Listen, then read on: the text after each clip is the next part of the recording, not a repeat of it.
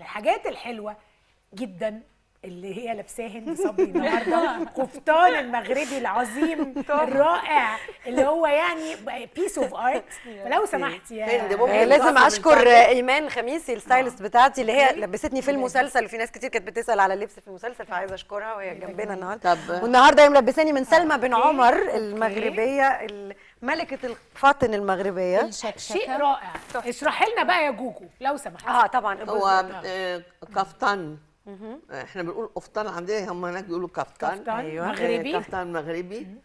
مطرز على القماش اصلا دوري لامي، وبعدين عامله دوبل جيب. دوبل جيب هو تحت ضيق وبعدين الدوبل جيب واسع حواليه.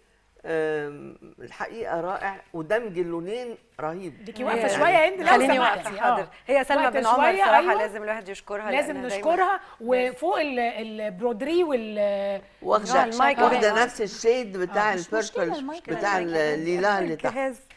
حلو قوي قوي قوي. لازم نحييها جدا على فعلا. والالوان ازاي قادره تدخل يا جوجو الذهبي في الموف. ما هي دمجت لونين مع بعض. حلو قوي يعني. والشربتين اللي هي حطاهم دول جمال. لا سلمى عظيمه مع الورد اللي هي لا بجد. لا سلمى ثانك يو برافو يا ايمان، وبرافو سلمى بن عمر لو بتتفرج اكيد بتتفرج. برافو برافو برافو بنحييها. وانا بحييكم